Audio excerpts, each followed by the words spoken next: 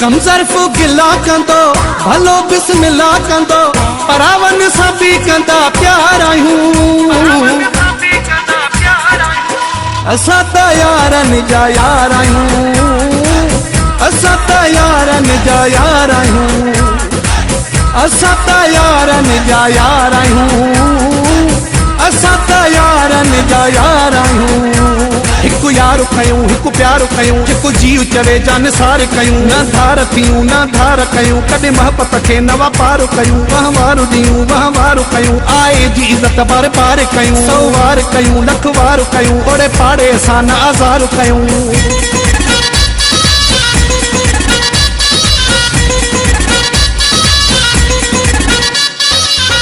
दुनिया सारी चवंदी हो कहीं सां भी न फिटायो आ, मोहब्बत वारा माण्हू आहियूं, मोहब्बत सां ई रहायो आ। हिक ज़बान पंहिंजी सच पहचान पंहिंजी, तबियत सुठी ताबेदार आहियूं।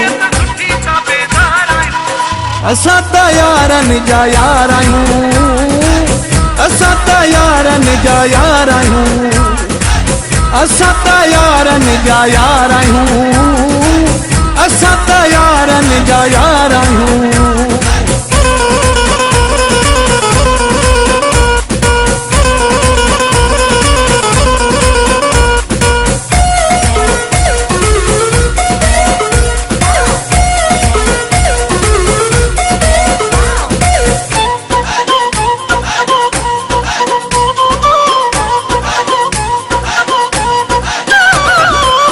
सारी हयाती कसु खादी से संगत सां न फिटायो, माण्हुनि बंगेला गाॾियूं ठाहिया, मूं पर मान कमायो।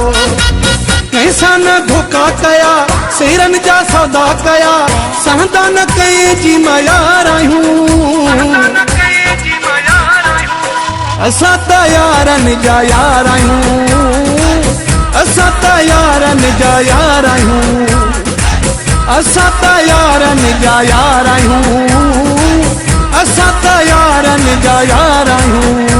कंहिंखे सुवाल न कयो दिली हाल न कयो, पोइ बि मुंहिंजो घणनि कोई ख्याल न कयो, को इज़त वरिती गॾु माल न कयो, मुंहिंजे बारे में काई ॻाल्हि न कयो, मुंहिंजो जीअणो हाणे जंजाल न कयो, कंहिं दिलि जो पूरो ख्याल न कयो, अहिड़ा सूर पुछी अखियूं लाल न कयो, कुर्बन जो किसो बरहाल न कयो।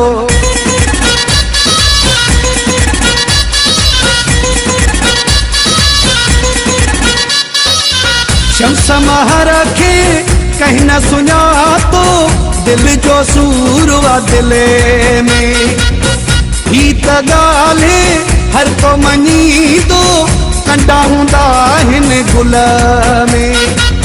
ऐबन भरिया आहियूं सादा ऐं चरिया आहियूं, एॾा बि न गुनहगार आहियूं।